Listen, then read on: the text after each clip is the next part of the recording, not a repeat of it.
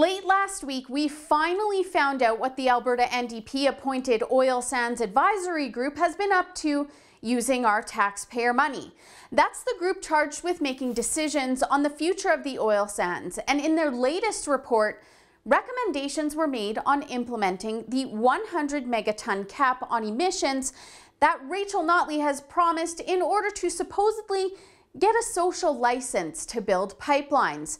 And if you're keeping track like I am, 0 pipelines have actually been built using this mythical free pass to get shovels in the ground.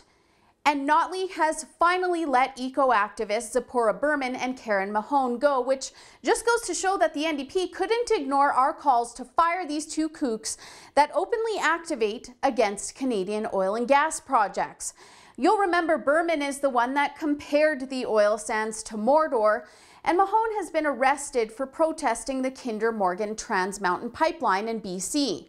But about this cap, the Fraser Institute has projected that it will limit oil sands production between 2025 and 27, which is ridiculous because projections from the Canadian government even show that the oil sands will make up for the majority of Canadian production as demand increases, which is inevitable according to forecasting. Now, the recommendations from this report made by the OSAG panel included a lot of what we would expect, like new facilities using the best available technology and strategies for mandatory emissions reductions if projections go over the 100 megaton cap, which means putting restrictions on the highest emitters. But it seems nothing that the NDP are attached to is free from Nanny Notley's overreach. Although this report is non-binding, one of these recommendations weirdly suggests that the Minister of Environment, Shannon Phillips, have veto power over new oil and gas projects and be able to suspend others. These are private projects that are already subjected to major red tape and overseen by the Alberta Energy Regulator. That's kind of like the government body in Alberta that polices the oil and gas industry. So this is just another instance of the government being way too involved in business. So much so that Rachel Notley and Minister of Environment Shannon Phillips may as well be sitting on the boards of these companies and helping to make business decisions. And you'd think that these businesses would be opposed to all of this, but representatives from companies like CNRL and Suncor have spots on the Oil Sands Advisory Group too. These are the companies that are either taking or hinting at taking over assets in Alberta that foreign companies are ditching in order to monopolize the industry. Soon, there will really only be a few Canadian companies running the show here when it comes to the oil sands.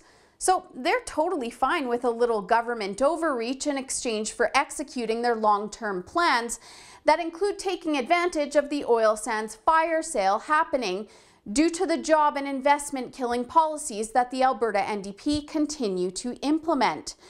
But there are others that were sitting on this panel that have gotten let go too. Alison Ronson from the Canadian Parks and Wilderness Society, Krista Seaman from Shell, and Lloyd Visser with ConocoPhillips have been shown the door. But don't be fooled, because the NDP kept Simon Dyer from the Pembina Institute and Tim Grafe at Environmental Defence, both of which have received money from the Tides Foundation, an organization that funds what they call anti-tar sands campaigns. Just last year alone, the two groups took over $175,000 in grant money from the foundation.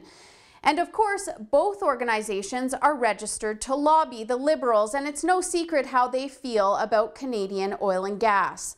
Strange how they never lobby against American or other foreign projects though, isn't it? Let's face it, Zipporah Berman and Karen Mahone were too high profile for the NDP not to get rid of.